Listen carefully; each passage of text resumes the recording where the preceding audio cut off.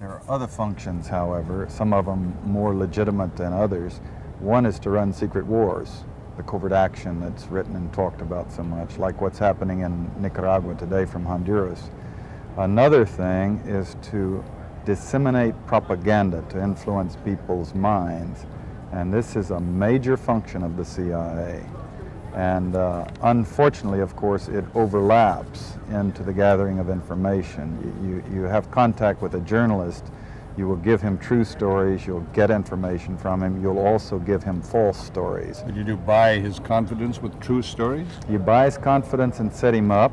We've seen this happen recently with Jack Anderson, for example, who has his intelligence sources, and he has also admitted that he's been set up by them. You know, every fifth story just simply being false. You also work on their human vulnerabilities to recruit them in a classic sense, to make them your agent so that you can control what they do, so you don't have to set them up sort of, you know, by putting one over on them. So you can say, here, plant this one next Tuesday. Can you do this with responsible reporters? Yes, the Church Committee brought it out in 1975, and then Woodward and Bernstein put an article in Rolling Stone a couple of years later. 400 journalists cooperating with the CIA, including some of the biggest names in the business, to consciously introduce the stories into the press. Well, give me a concrete example of how you use the press this way, how a false story is planted and how you got it published.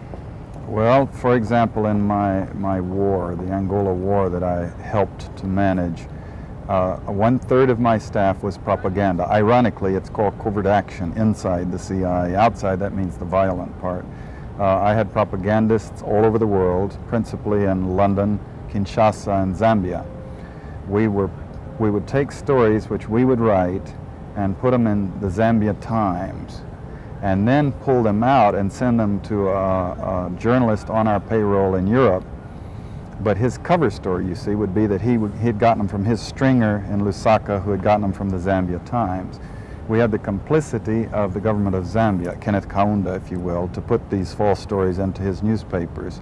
But after that point, the journalists, Reuters and AFP, the management was not witting of it. Now, our contact man in Europe was, and we pumped just dozens of stories about Cuban atrocities, Cuban rapists. In one case, we had the Cuban rapists caught and tried by the Ovimbundu maidens who had been their victims, and then we ran photographs that made almost every newspaper in the country of the Cubans being executed by the Ovimbundu women who supposedly had been their victims. But these were fake photos? Oh, absolutely. We didn't know of one single atrocity committed by the Cubans. It was pure, raw, false propaganda to create an illusion of communists, you know, eating babies for breakfast and that sort of totally false propaganda.